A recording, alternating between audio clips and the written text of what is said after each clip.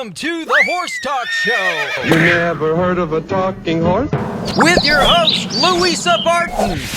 I want to be a famous rider. I should like to race. Presented by Peterson and Smith Equine Hospital. Truth is, I help horses with people problems. Now here's the Brit on the bit, Louisa Barton. Yeah, baby. Yeah. The Larson family has been farming hay in Idaho for generations with a mission to always provide high-quality hay products at a fair and reasonable price. Larson Hay loves to meet new customers while always honoring the ones they already have.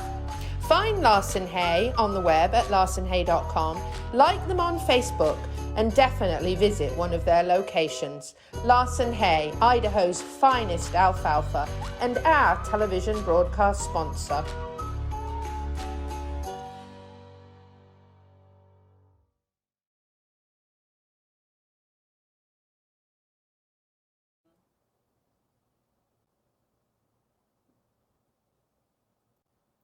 Thank you for joining us this week on the Horse Talk Show, presented by Peterson and Smith Equine Hospital and Complete Care. Thank you to Larson Farms, our broadcast sponsor, Idaho's finest alfalfa, here in the CEP Equine Studios in downtown Ocala, in the horse capital of the world, where there is constant horsing around going on all the time. We can't even keep up with all the events. The Florida Horse Parks just had an amazing eventing weekend. We also had the NCEA, the National Collegiate Equestrian Association here at WEC this weekend. There was also a massive horse sale, and there was also a great big Brazilian event with amazing Marchador and Claudia on board, for those of you who follow me on social media. So it's always something horsing around going on here, very exciting. If I have some puffy eyes today, other than allergies, I have a very good excuse, because a very, very dear friend of mine, Michael Kriegelow, who is an amazing artist. Those of you remember Pappyland on PBS, he was the star of that. But in my life, he's just a star because, one, he's an amazing friend to myself and the show. But the other reason is because he paints pictures of the animals I love and lost. And most of you that follow me know that I lost dear Aries, vocal rescue, this January.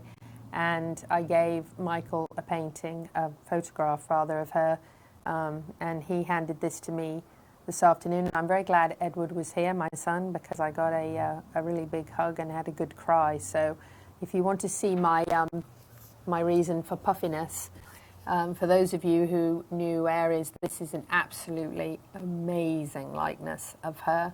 And we're actually going to put Michael's phone number up on the screen here in just a moment.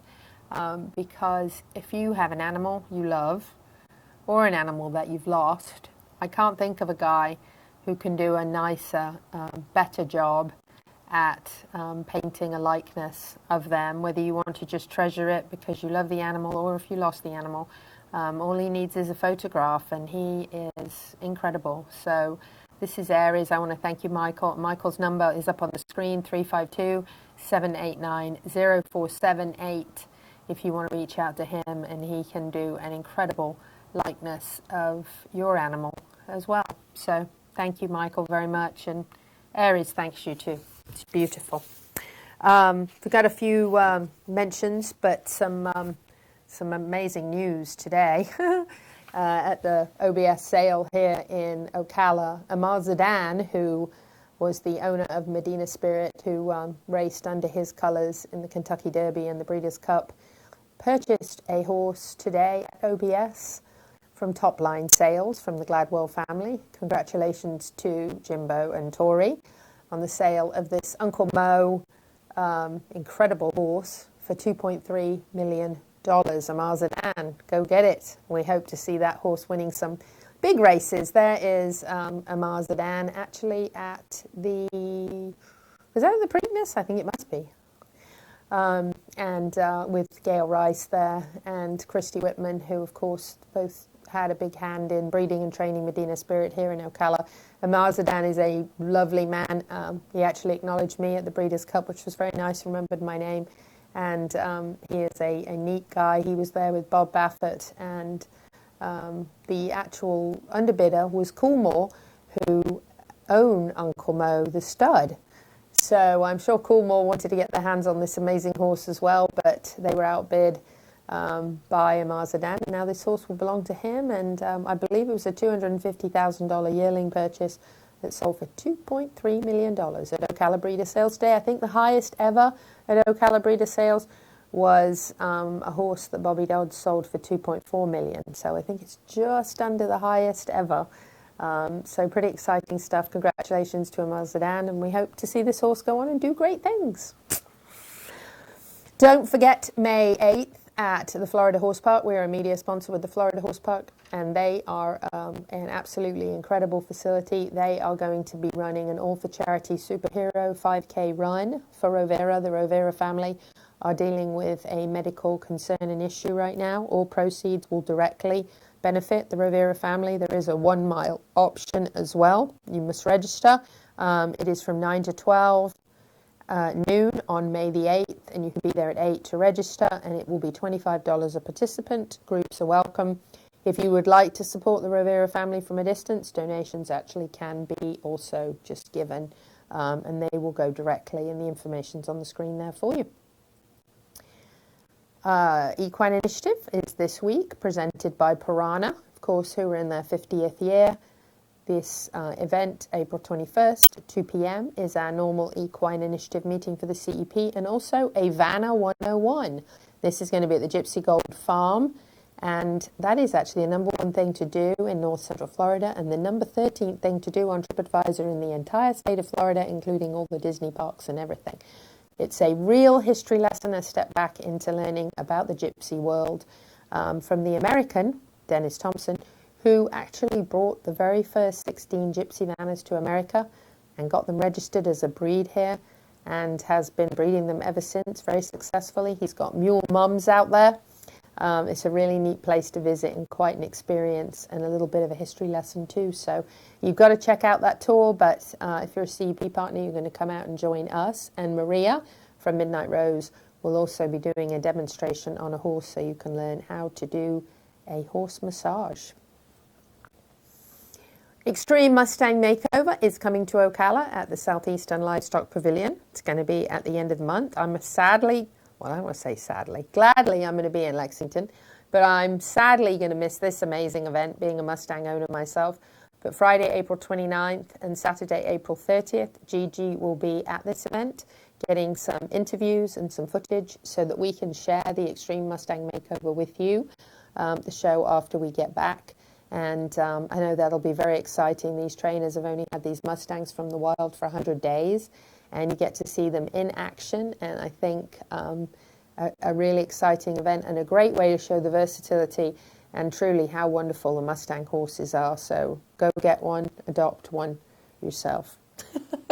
Because I feel like if we all adopted one for $25 or $75, we wouldn't have so many in holding, which I think is fantastic. For those of you that have been following the Michael Barrasone story, he was found not guilty of attempted murder by reason of insanity in the shooting of Lauren Kanarek, and not guilty of attempted murder of her boyfriend, Robert Goodwin. This is a story I've been following for a long time. He's actually been in prison since, I think, 2019, because COVID slowed down the jury and the trial. It took more than 3 days for a 12-member jury in Morris County, New Jersey, to reach the conclusion. Barrasone actually collapsed against his attorney as the verdict was read. As I said, he's been in jail since his arrest on the day of the shooting. Pending medical clearance for admission, Barrasone will be civilly committed for a 30-day psychiatric examination in New Jersey, and the results of that examination will determine if he requires any further hospitalization or if he can be released into the community. Last thing I want to mention, Zippy Chippy, the racehorse famous for all the wrong reasons, bless him, has died in New York at the age of 31 following 18 years of retirement from the track. He was known as horse racing's most lovable loser and was known for losing more races than winning. Never managed to get his nose in front in 100 starts, bless him. Zippy Chippy. We'll be back in just a few minutes. We've got Dr. Cayot talking about laminitis. We've got the one and only Martin Black for 3 segments to chat a little bit. And then Tuff Part 2, the foal that survived it all. And then we'll be closing out the show with you for this week. So I hope you enjoy this next segment coming up with Dr. Adam Cayot. Stay with us on the Horse Talk Show.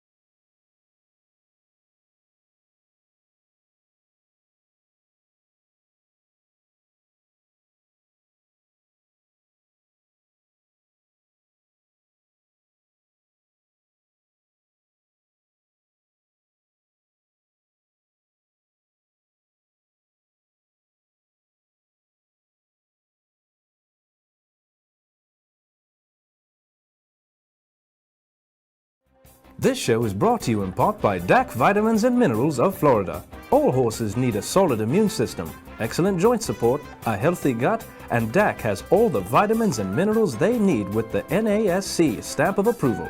So like them on Facebook now or go to feeddac.com. DAC, it makes a world of difference. Lip Chip was built with integrity by horsemen for horsemen. Introducing the Chip Link system, powered by Lip Chip, where a 15-digit unique ID becomes a key to unlock not only identity, but also health paperwork, owner information, and even photos of each horse. So simple, even a child can do it. The future is here. The future is Lip Chip.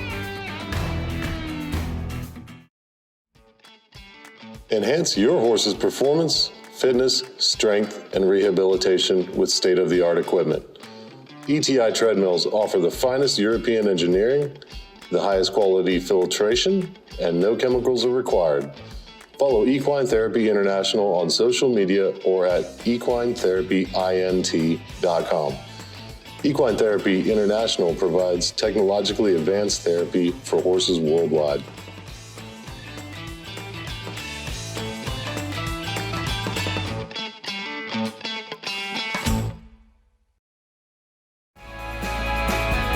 Hi, this is Hall of Fame jockey Mike Smith. We're listening to the Horse Talk Show.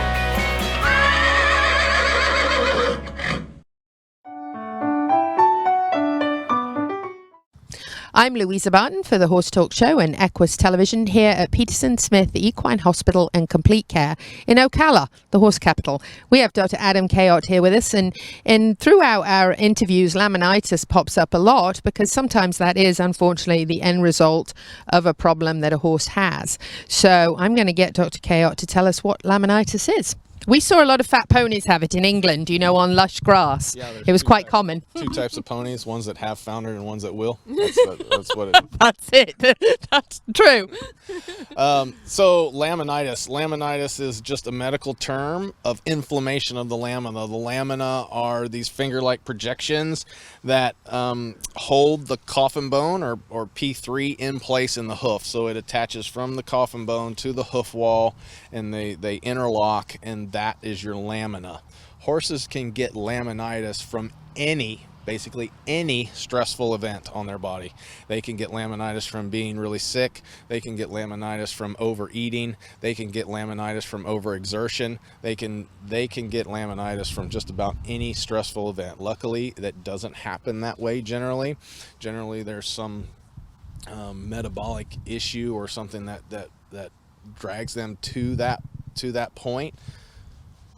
We don't know the process that goes on physically in the horse to cause laminitis.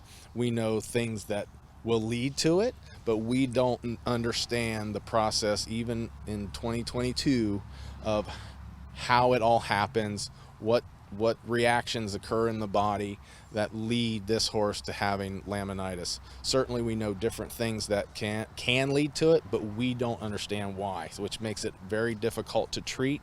That's why we don't have a good treatment for it. I always tell people this, you ask 10 different veterinarians how to treat laminitis, you're going to get 11 different answers. And that's because there's not one good way to treat it. So it's basically inflammation in the lamina that causes discomfort and to the horse, and they don't want to walk on their feet because their feet hurt. And we know no feet, no horse. That's a very old expression because you've got over 1,000 pounds at least with a horse on those little feet, and then you've got pain. Right. They certainly need 4 of them, and when they can't bear their weight evenly and give each leg a break, then you can have problems. But certainly when you see the most common sign of a horse that has having a laminitic episode is one that's unwilling to walk, unwilling to turn, and when they do walk, you might see them typically rock back onto their hind end and try to put more of their weight on their hind end, because most of the time laminitis happens in the front feet. It can happen in all four, but most of the time it's just in the front because they carry most of their weight up there. So so that's what you'll typically see. The complaint I get is Star didn't want to come in from the field, or he walked really slow to get in from the field. He didn't want to turn, and that's 9 times out of 10 when I hear that, number one thing that pops into my mind is laminitis, and that this horse is having a laminitic episode. And then on top of it, especially if Star tends to be chubby, and you have those problems, and you've told the client, hey, you might want to take some pounds off, it's gonna might hurt you down the line. Well, it's always time to pay the piper, so to speak. So diet can be an important part of the at least the therapy, the treatment, the good goal. Yes, the prevention, right? Yeah, the prevention, if you can, certainly. I mean, obviously,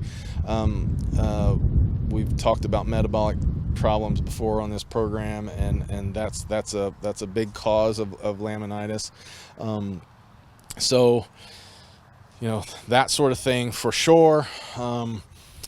It's when your horse is sick, trying to minimize inflammation and those sorts of things is always in the back of our mind as to is this going to lead to laminitis and founder.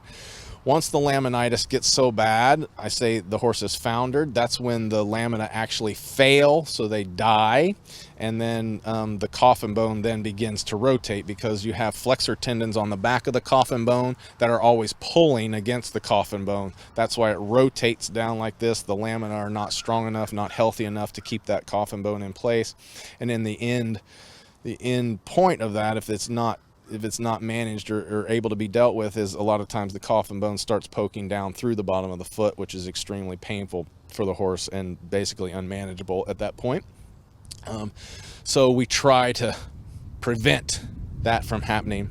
Like I said earlier, you ask 10 different vets, you're going to get 11 different answers on how to treat this sort of thing.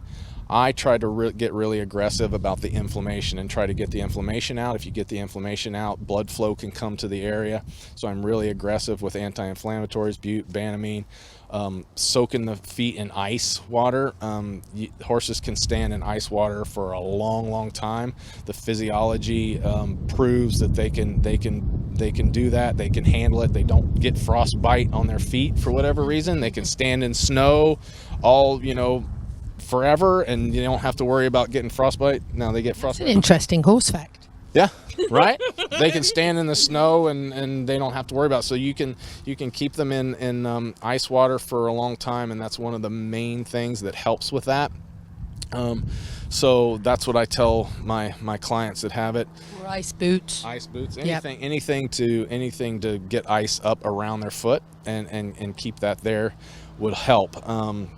I minimize walking, so I tell the person to put the horse in the stall, bed the stall as deeply as you can, so you can get good support on the bottom of the foot. Sand actually is really one of the best things to do, actually, because it fills up the bottom of the foot very nicely, which we have a lot of around here.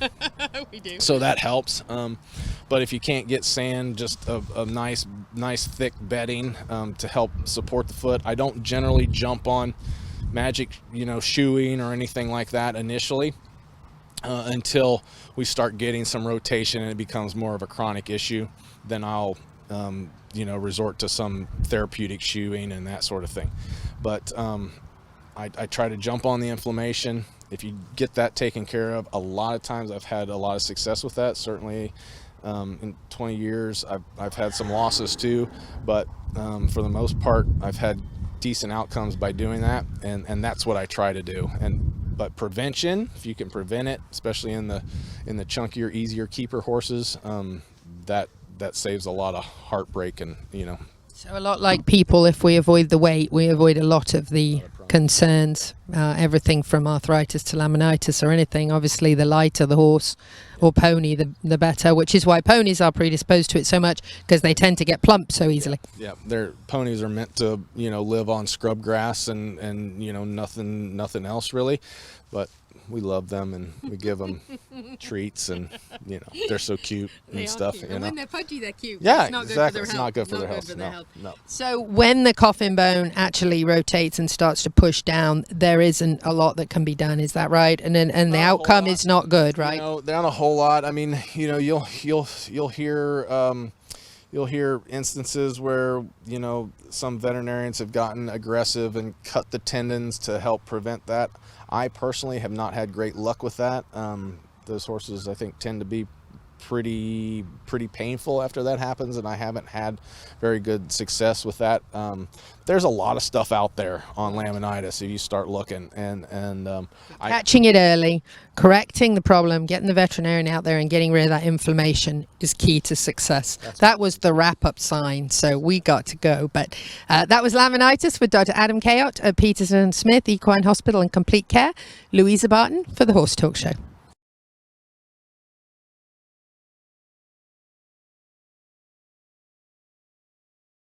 Thank you to our presenting sponsor, Peterson and Smith Equine Hospital and Complete Care, and Larson Hay, our broadcast and television sponsor, plus supporting sponsors, DAC Vitamins and Minerals, Seminole Feed Stores, Piranha, TT Distributors, and the Hilton Garden Inn, downtown Louisville.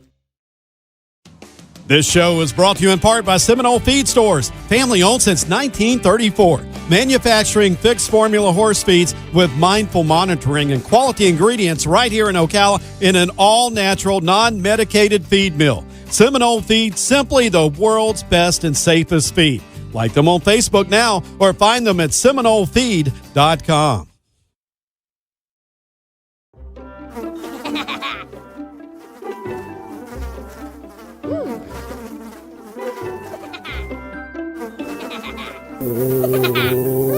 Horses. Piranha!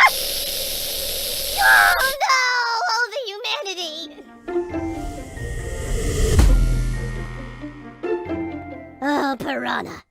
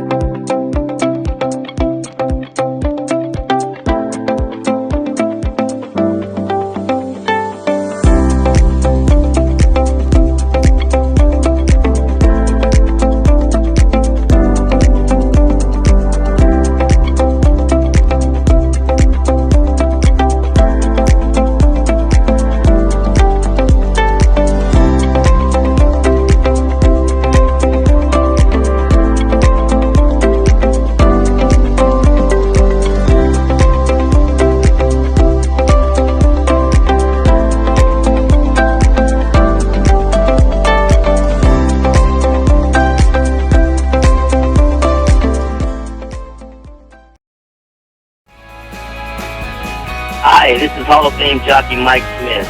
You're listening to the Horse Talk Show.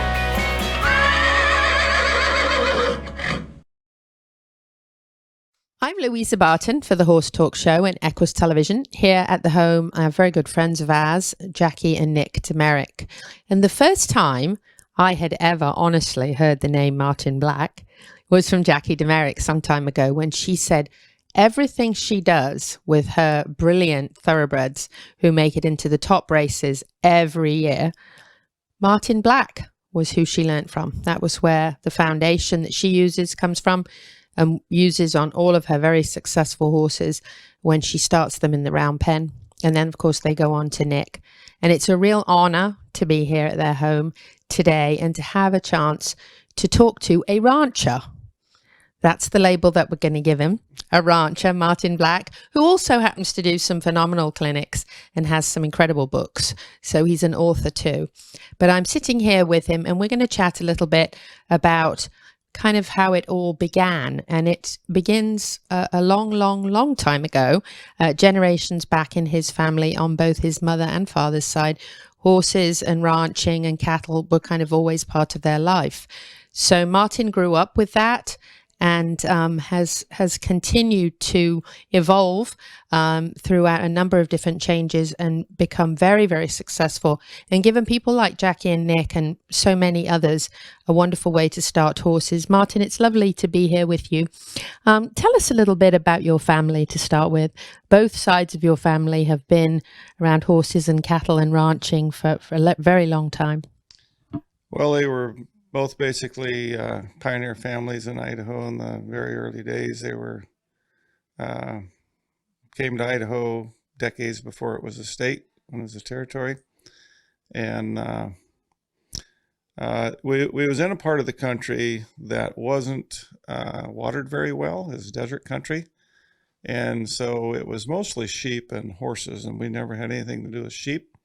But they were mainly horses. My paternal side was horses pretty much, but a large percent until after the Second World War.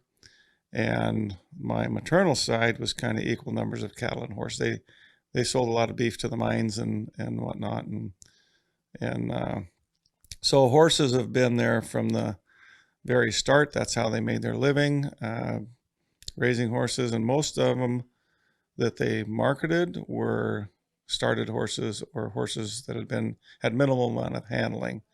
So they weren't just breeders. They, put whatever level of training on their horses, and usually it was minimal amount of training, and then sold them. They'd ship trainloads of horses back to the Midwest when they'd have a virus or something, and there might be thousands of horses, annihilated by a virus and create a big void. So, it might be, 1 year, 1 year in 5, or it might be, 2 years in a row. But so they might go years without selling practically anything. Then all of a sudden they're stripping the range and selling everything they can get their hands on and get started. So, and they would trail horses around northern Nevada to sell the big ranches, kind of like a used, kind of a door-to-door salesman kind of a thing. And when I was young and went to work on the ranches in Nevada, some of the old guys remember my great-granddad and my granddad trailing horses through there doing that. I mean, that's where I get the stories of it, not so much from the family. So, yeah, raising and breaking horses, training horses has been there for, 5 generations. I'm the 5th generation on both sides. Wow. So it just came naturally, literally born in the saddle. Well, yeah, I mean, I kind of chuckle to myself when I hear people say, they was however many years old when they got their first horse.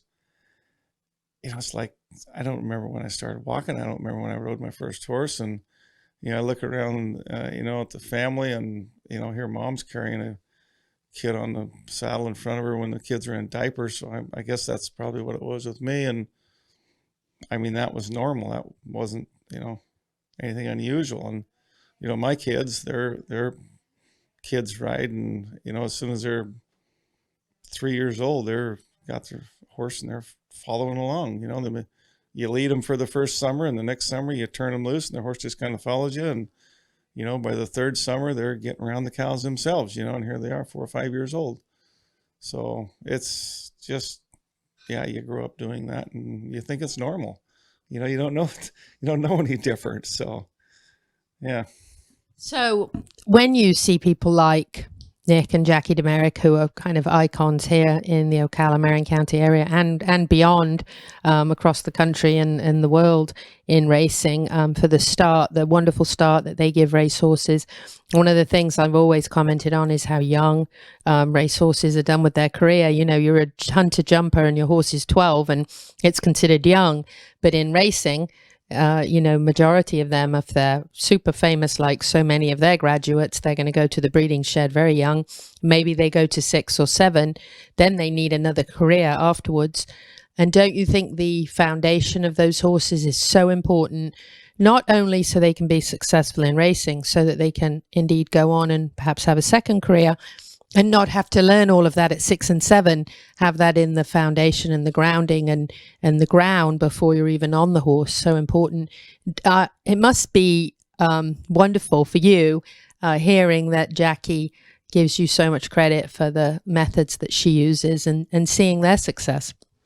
Yeah, I don't dwell too much on, the pat on the back I might get from her, but it is exciting for me to see her or other people that maybe I kind of kept them out of a little bit of trouble or give them a little better direction than they might have found it sooner or later anyway. But it's kind of gratifying to me to see them be successful and know that maybe I had something to do with that. I'm not going to take full credit for it because they got to learn on their own anyway. But if I could keep them out of a little trouble and put them on a better path, well, that's gratifying to me. As far as the foundation on these horses, it's if they got good information going in, they got a lot better chance for success. I put a lot of importance on first impressions. You got one chance to make a first impression. So if this horse gets scared and he gets troubled and he has a bad experience, that's his first experience with the saddle, with the human, with the bridle, with the whatever it is, the starting gate. It doesn't matter if that's his first experience. And he's a prey animal. They think different than we do. We think, he should be able to reason through that. They don't reason the way we do. So if they feel trapped in the starting gate and they have a bad experience, that can be traumatic. That could be a PTSD type experience for them. And then, how do we, you don't get a chance to do that again. That's the first impression. There's only one chance for that. So I put a lot of importance, a lot of priority on the first impressions, the first saddling, the first few laps around the round trail. Everything that we do, that first impression, I really pay attention to what kind of experience they're getting out of it. So if the first impressions we give them all go good, that is huge to their foundation. Now, if we can kind of give them, another 10 days, another couple of months, the more the better. But it's not like we can just stay stagnant and do the same thing every day. We need to keep stacking the blocks and, and kind of work our way up. And they got a terrific program here. I enjoy coming down. I came down the other morning just to see their horses on the track. And, they're beautiful. Their minds are good coming to the track. They're good on the track. They're good, coming off the track, and it's really gratifying to see that. Not that I have anything to do with their program now. Hold that thought, Martin. We got the 1 minute sign from Gigi, so we just have to go to break, but we'll be right back on the Horse Talk Show. Stay with us. Current equine microchips can migrate by up to 30%, causing difficulty when scanning. With over 70 years of collective horse industry experience, LipChip offers a new, more effective method of microchipping, partnering with veterinarians and technology experts to ensure humane and practical microchipping. LipChip was built by horsemen for horsemen.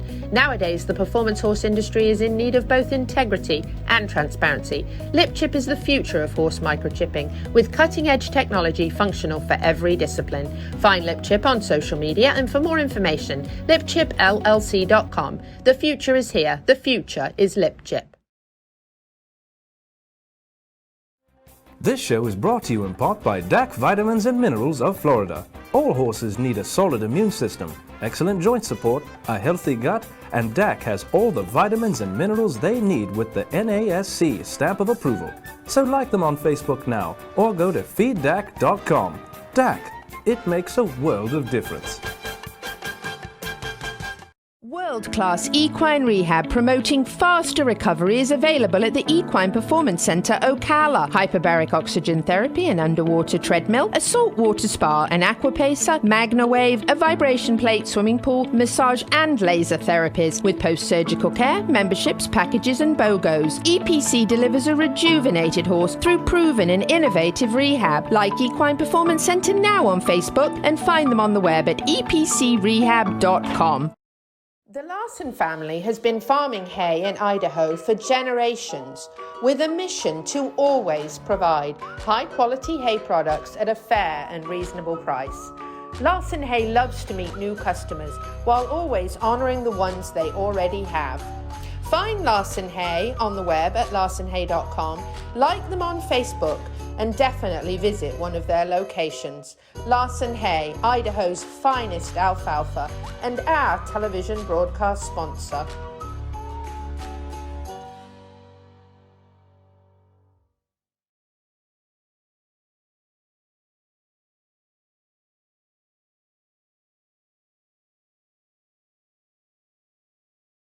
Welcome back to the Horse Talk Show. You never heard of a talking horse? Well, listen to this.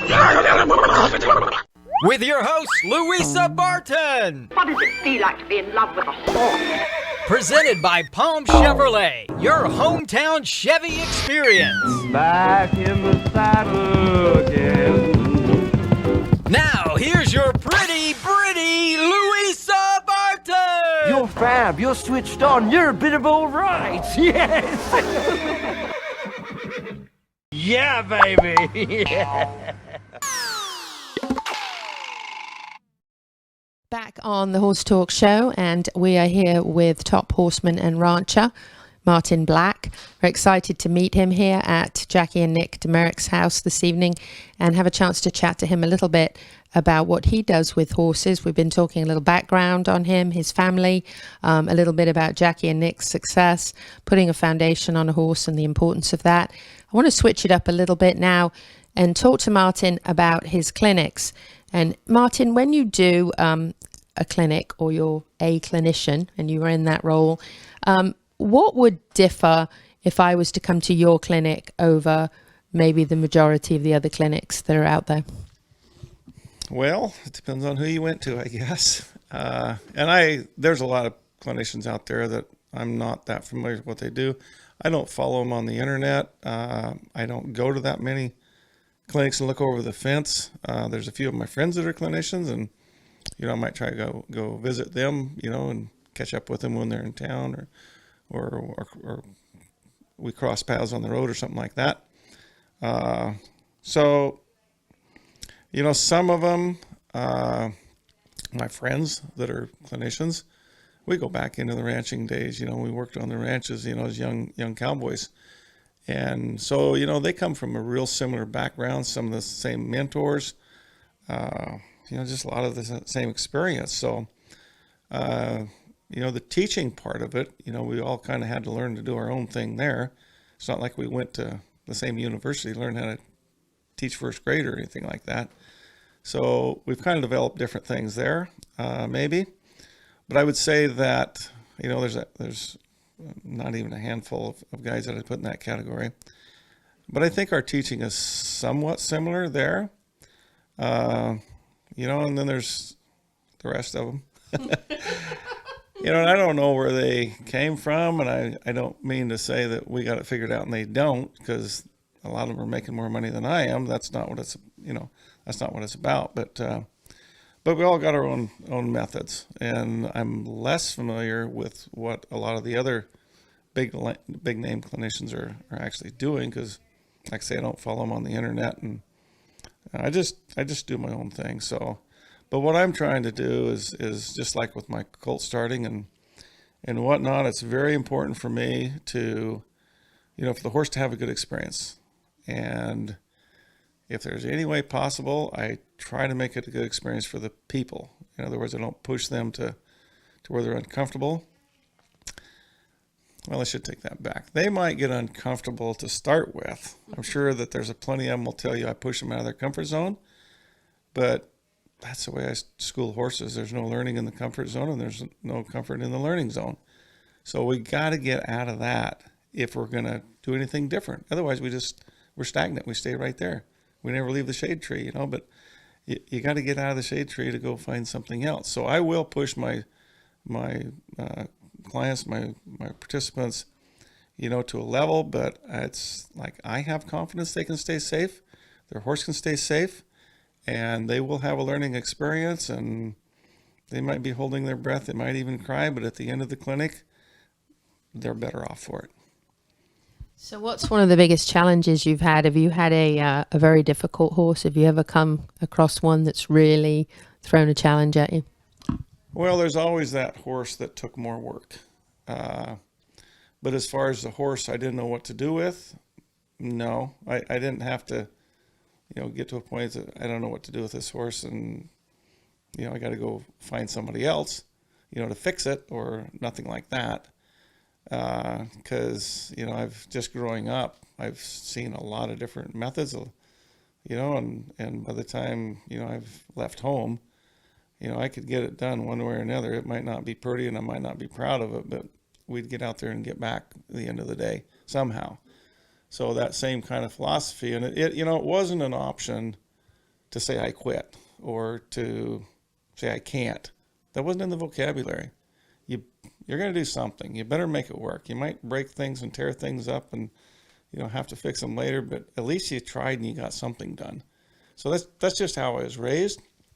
So, it wasn't like, there's no, I can't do this and, I need to go solicit help, and I get help a lot. I mean, that's one reason I like to come down to Florida. I kind of have a mentor down here, but I come down here for better information, for more information, not because I can't make something work or I'm not getting along where I'm at, but I want to grow and I want to learn. So on that topic, tell us a couple of your mentors, a couple people you've learned a lot from. I really don't like name dropping.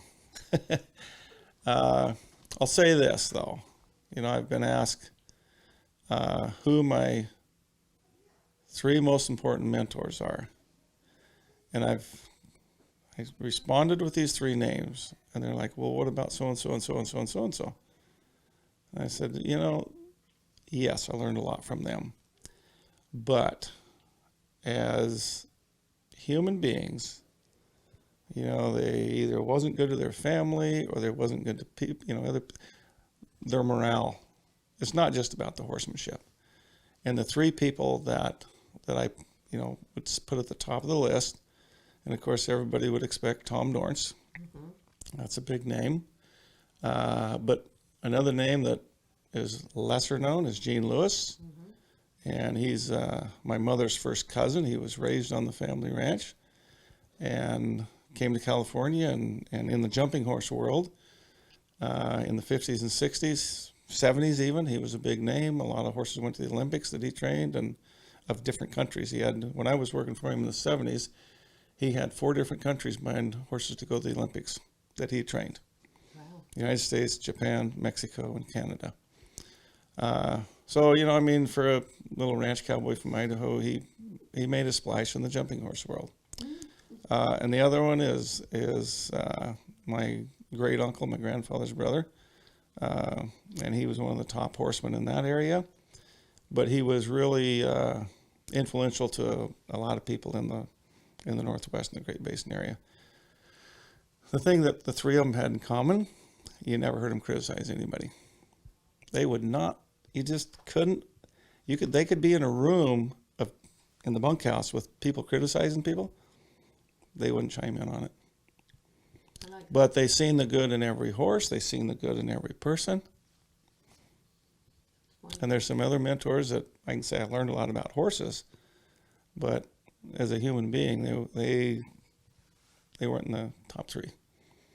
So what about top of your bucket list to accomplish? You've accomplished so much. You've written books, many clinics, taught a lot of horses, colt starting, a lot of success. So what's next? My goal, pretty much my whole life, was just to have a little ranch somewhere, a little dream ranch, and, be financially secure, and just live out my life with, family and friends. And I'm getting closer to that. I have the ranch that my uncle had, the one that I just spoke of, and it is a dream place. I dreamed of that from the time I was a kid. And so I'm on that ranch now, and I'm cutting back on clinics and people coming to me more than, like, this COVID thing was just, that was great for me because I was trying to figure out how to get away from all the international travel. They shut the door. I didn't have to quit. I couldn't go anymore. So that was good. So I've had to do some creative thinking and try to, redirect the business in a different way. And I'm doing more stuff on the internet, which I can do at home on the ranch. People coming to me instead of me going to them. Hold that thought, Martin. We're going to do one more segment with Martin Black. I've got a few more questions for him. Stay with us on the Horse Talk Show. We'll be right back. Thank Thank you to our presenting sponsors of this half of the show, Palm Chevrolet and Larson Hay. Also, thank you to our supporting sponsors, Equine Therapy International, Nirvana Medical Spa, Equine Performance and Innovative Center, and Summit Joint Performance. This hour of the Horse Talk Show is presented by Palm Chevrolet in Ocala, where the entire team is committed to making your experience in sales and service hassle-free and easier than ever with no games or gimmicks. Come in and visit on Southwest College Road or online at palmchevrolet.com. A second-to-none experience with all the amenities. Palm Chevy, find new roads. Nirvana, Ocala's premier medical spa, is leading the way in great skin with all the newest in treatment options, offering prejuvenation for younger clients and rejuvenation for all ages. Nirvana knows you want to look your very best, but we've all seen people with the telltale signs of too much work. We want you to look like you, just better, brighter and younger, with all the newest and best in technology and all in the most beautiful surroundings. Like Nirvana Medical Spa on Facebook and find them on the web at nirvanamedicalspa.com. Become a better, brighter and younger you. Piranha, your trusted leader in insect control for 50 years. The official fly spray for World Equestrian Centre. From the strongest water-based equine spray in the blue bottle to the familiar and long-time favourite in the yellow bottle. Wipe and spray, we've got you covered. If you're looking for effective plant-based fly spray, then look for our Zero Bite in the green bottle. Check us out online at piranhainc.com. That's Pyranha, piranhainc.com, to learn more about Piranha's entire family of products. Piranha, it works. My name is Dr. Natalie Solomon. I formulated Equigreen with cutting-edge science and technology alongside the passion that is represented by a lifelong love of horses. I created a product that I would trust for my horses because they deserve nothing but the best for their bodies. Horses rely on us to take care of them, to love them, to respect them. This is how Equigreen came to life. Equigreen, CBD for your horse that you can trust. Hi, this is Hall of Fame jockey Mike Smith. You're listening to the Horse Talk Show.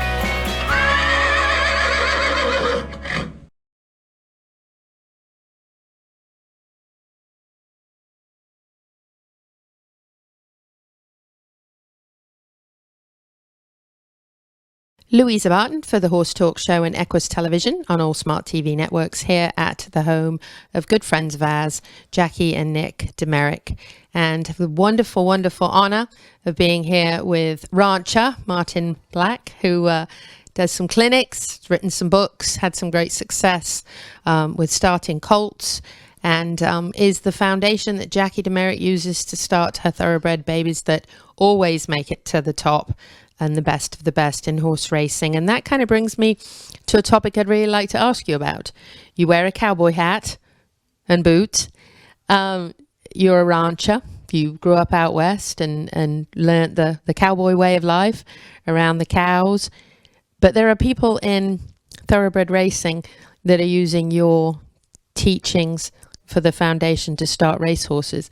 And I'm quite sure there's people in the hunter-jumper world like your cousin that prepared horses for the Olympics in a variety of different disciplines. And one of the things that I talked to the people in Aiken, South Carolina about is that they couldn't get their multidiscipline community to get along with one another. And one thing we have here in Ocala, which is wonderful, is all of our disciplines, they get together, they mingle, they meet, they use methods from each other and learn from each other. Can you talk a little bit about how a horse is a horse and how important it is that they have a good basis and a good start? And it really doesn't matter what discipline that horse ends up in. It's really a horse is a horse, right? Yeah, you're correct. So it's hard for a lot of humans to see from a horse's perspective because our brains function different. You know, we're the predator, they're the prey animal.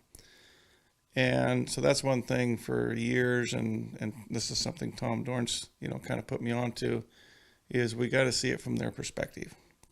Well, handling cattle is the same way, and I had probably in the millions of cattle that I've handled, in the hundreds of thousands of horses that I've handled. I'm not saying I threw a leg over every one of them, but I've interacted with them. And these cattle, I've interacted with them. And so it's kind of goes back to that first impression, well, what kind of impression did I make on them? Well, you can go out in the field with a foal, let's say, and you can scare him when he runs to the other end. Or you can go out there and you can kind of get his attention and he kind of puts his ears up and pretty quick he's coming over to check you out. Totally different parts of the brain functioning there. So it goes back to that first impression. So this horse, he doesn't care if you got a hard hat on or a black cowboy hat on or a ball cap on. It's your demeanor. It's how you approach him.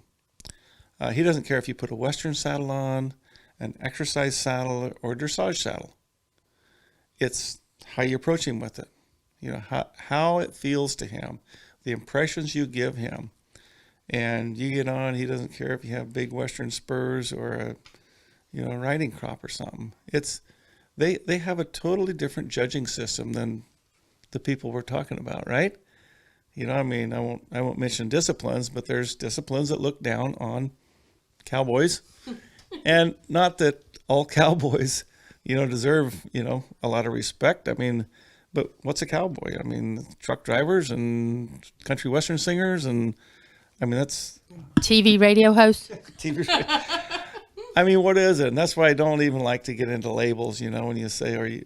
What do we label you?" Well, just label me a rancher. I've been, I can't deny that, but I don't know that I want to be compared to all the horse trainers, clinicians, and whatever. A lot of them might have a black eye, and I don't want to be put in that category. So, but we gotta put some label on. So that's just the most under the radar label is a rancher. That's people kind of go, what does that mean? That means you have lifelong experience and good work ethic. Yeah. And that's, yeah. Mm-hmm. So anyway, to me, I have no prejudice of breed or discipline or anything else. I'm down here working with, years ago, I was down here working with racehorses. I've worked with jumping horses. I've worked with all kinds of rodeo horses, ranch horses, show horses, different breeds, driving horses, draft horses. It doesn't matter. That first impression is important to all of them, and they don't. There's no prejudice. There's no racism. There's no nothing. It's totally the impression you give them.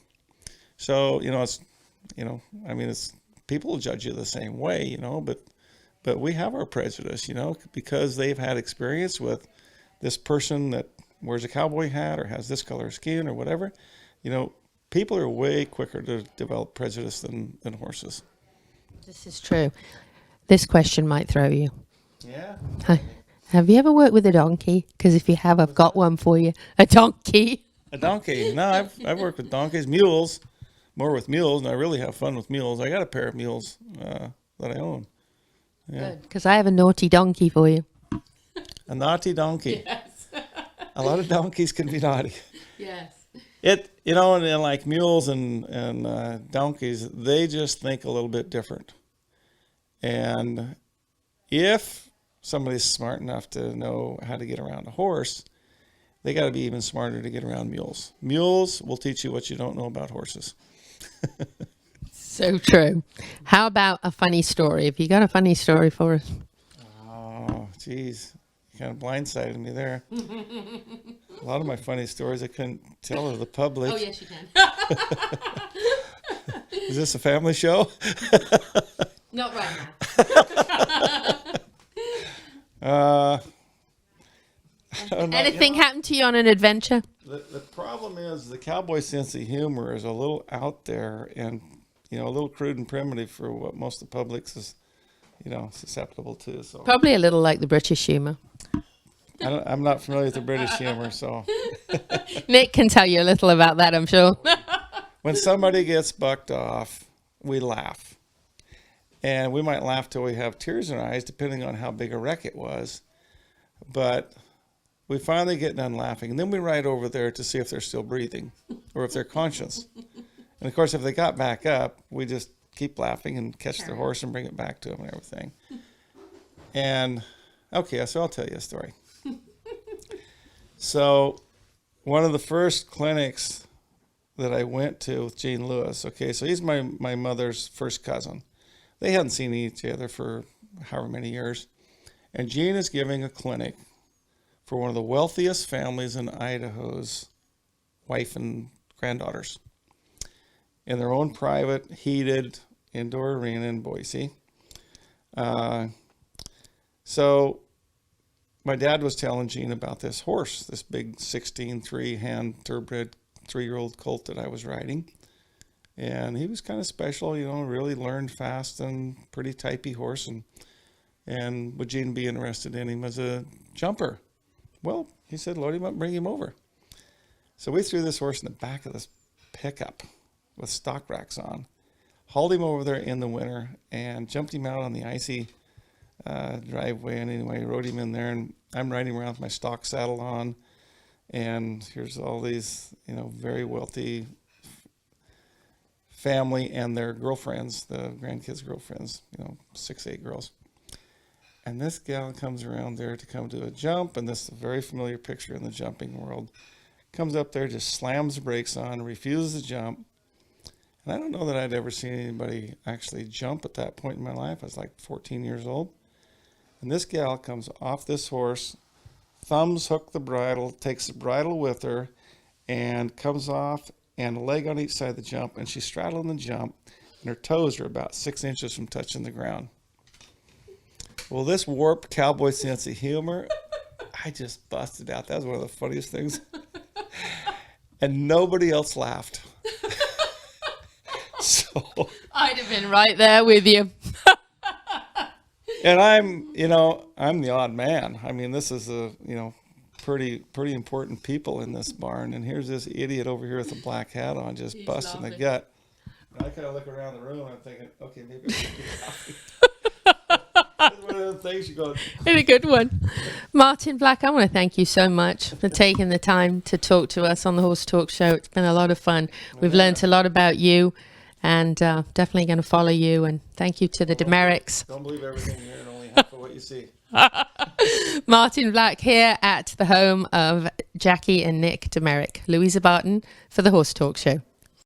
Thank you to our presenting sponsors of this half of the show, Palm Chevrolet and Larson Hay. Also, thank you to our supporting sponsors, Equine Therapy International, Nirvana Medical Spa, Equine Performance and Innovative Center, and Summit Joint Performance. Hi, I'm Alan Davies with Equine Therapy International. Today we're at Engineered Equine Performance, celebrating the new Saltwater chilled treadmill. This particular chilled equine saltwater treadmill is a game changer. As you can see, the finest materials are used. The filtration system, coarse, fine filtration, no chemicals. We use UV, ozone, combination of filtration to keep the highest water chemistry standards. Being a saltwater unit, only the finest stainless steel and materials are used. That's important when it comes to longevity and cost of service over the life of the unit. This unit also has integrated massage jets with fine bubbles and coarse air bubbles for the therapy. The control system on this is Siemens industrial grade, top of the line technology, straight from Germany, but also serviceable here in the US.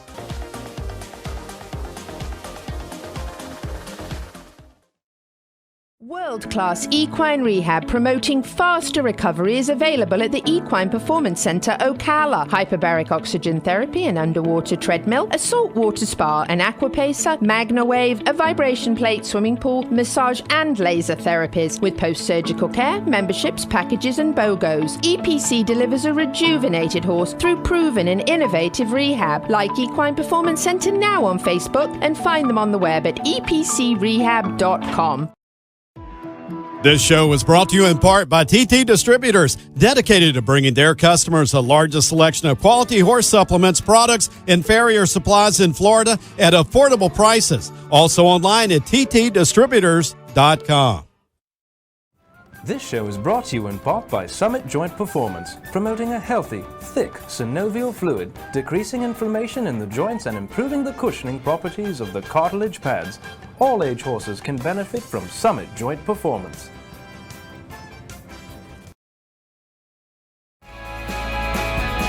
Hi, this is Hall of Fame jockey Mike Smith.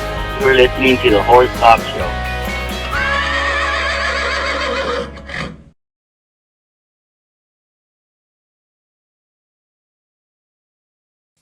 I'm Louisa Barton for the Horse Talk Show, and I am here with Jennifer Ireland and Dr. Alberto Rulan from the Equine Performance and Innovative Center. We call it EPIC because it's epic.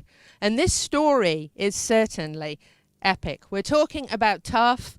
The foal had a very difficult start. When we finished up the last segment about this, we were just talking about walking him around the hole that was actually prepared for him to be euthanized. So Jennifer's been telling us the story, and I'm going to let her carry on right where we left off. Jennifer. So the phone call to this lady, and I don't really know what her role is, but that really made a difference. And so the other vet was standing there, and she was like, what are they going to do? Because she's prepared to, do it. And I said, I'm not doing it, because I've had to put horses to sleep before, and although it was hard, I knew it was right, but there was something that kept telling me, I don't feel right about this. I don't feel like it's done. And it could have been an emotional thing, but I don't think so, because I've been through this before. And well, because you're a medical professional too, you really understand the difference between a horse that has a chance and one that doesn't, and when a horse is suffering, it, as painful as it is, when it's time, right. And you didn't feel that. So as a medical professional, I feel like that's probably even more likely to be the professional choice rather than emotions, even though clearly you were emotionally attached, right? Yes, absolutely. And the biggest thing is, I had been over at Epic when I first, in March, for another thing, and just had a tour of the place. I had met Dr. Roland, but I didn't really know anything beyond that. I knew he had a hyperbaric chamber, but Dr. Marsh at Equine Sports Medicine, I think it's Equine Sports Medicine Clinic in Weatherford, Texas. I called him. He said, get that baby in the hyperbaric chamber. I said, I'm going to call Dr. Roland over at Epic and see if he thinks he can help him. Well, he called me back, and he's like, get him over here by 5. We're firing up the chamber now. So I was panicking. I'm like, I got to get him over there. I got to get him over there. This was like 3 o'clock in the afternoon. Hauled all over there. I actually hauled my trailer without lights, but I didn't care. I was getting him to the clinic and loaded him up and got him there. And they're the most amazing crew. And they started right away. He was in that chamber within 30 minutes. And that was just the beginning of this. And I think maybe my medical background allowed me to think outside the box instead of just saying, this is it, there's no hope. I just think that helped me. And I hope that this story will help somebody else that maybe feels like they're at the end of their rope and there's no alternative, because there may be. And he is the true story of don't give up if you don't want to yet. So until they say there's nothing else. Of course, they did tell me that, and here he is. He's 8 months old now. So. Dr. Rulan, I'm going to pass you over the important microphone here and let you tell us your story with Tuff. So when Tuff arrived at our place, or right from the call, we started gathering all the data and getting all the information, and then we start getting the blood work results. And to be 100% honest, when our team started reviewing all the results, we were not sure what we were getting into. It was pretty remarkable. At the point he arrived, the creatinine was already 9.5, and he was septic, right? It was weak. His legs were very weak, like Jennifer said. He couldn't barely walk, but he would still get up and nurse. He had that fire on him. And Jennifer had this gut feeling, like purely a gut mom's feeling, plus obviously her medical background, and she just asked us to please try, right? So we were trying to keep our hopes up, but we were going to take it hour by hour and see where we're going to be. So the first thing that we know is that any horse that came in that situation or any patient will need oxygen. Oxygen is just a beautiful thing. And with the hyperbaric chamber, we are providing 100% oxygen at high pressure, so the oxygen will definitely penetrate. What we didn't know on Tuff is, okay, how is that going to help his kidney failure? We knew we were going to make him feel better, but there is we have no research data. There's no scientific data that prove the hyperbaric chamber helps with kidney failure, zero at all. And we tell that to Jennifer and say we just don't have any scientific data to prove it. The horse has been receiving what the science actually says it should get up to now. He has received everything by the book. So we had to think outside the book, outside the box, because he was actually treated well. His body was just not responding. So then after the first hyperbaric, just like many other patients, they get a lot of energy out of that because they actually have oxygen, right? So he came out of the hyperbaric and he went back to nursing. And then after that, he also developed swelling in the hocks.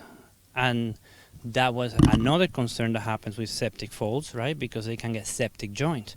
So that then we get another complication with him. So we get in the hocks, we clean the hocks, we flush all the bacteria and all the bacteria in the hog, and we go back in the chamber, and he keeps getting a little bit healthier. And one thing that we know about the chamber is that it actually makes the antibiotics work better. One thing. Another thing that the chamber does is that it actually, after a certain amount of chamber treatment, it increases the stem cell release into the horses.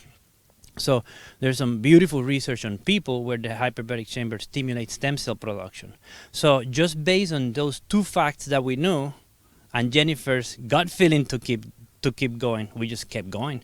And every treatment that we did, he got a little better. We did have setbacks, no question about it. We had setbacks. We had more joints got infected, and I would say that probably 99.999% of the time, an owner would have just say, yeah, I can't handle anymore, because it's not just the emotional distress that she was going every time she got a bad news. I lived and died by lab work. Like, okay, what's the creatinine today? Well, it's great. I'm like, and the next day, well, it went back up. I'm like, ugh. And it was like the creatinine was going like this at first. I mean, we got great drop, and then it was like, oh no, I know. And then Moomy, who works with him and does, she's amazing. She says, well, I kind of quit telling you a little bit. You were so stressed out. And I was traveling because there was no work. I had to go to Houston to find work at this point because of COVID. And so I was in Houston, got COVID myself, and then had to stay away. And just those guys took care of him like they love him so much. Like he was theirs. Well, right? Let me just say, part of his treatment plan on the thing said all his antibiotics, his fluids, and then every day it said hugs and kisses, and they had to check off that somebody gave him hugs and kisses. It was on his treatment plan. Yeah, I was like, what? So just a little adding that in. Tell the rest of the story. Perfect. So basically, we just kept going on a little bit of science that we have. The hyperbaric will stimulate stem cell production, and it makes antibiotics work better. So we kept going. We had our setbacks. It was a little bit of a roller coaster. We took it hour by hour, and probably in the next segment, then I'll tell you a little bit more on how we made it. Perfect. And then he just joined in to comment on how much he likes hugs and kisses.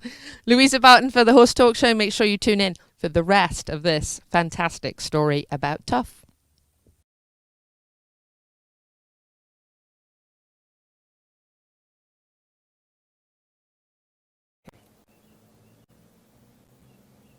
That's it. What a great show it's been.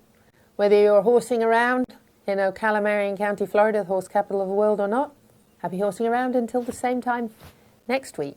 Don't forget to check in and watch the Horse Talk Show.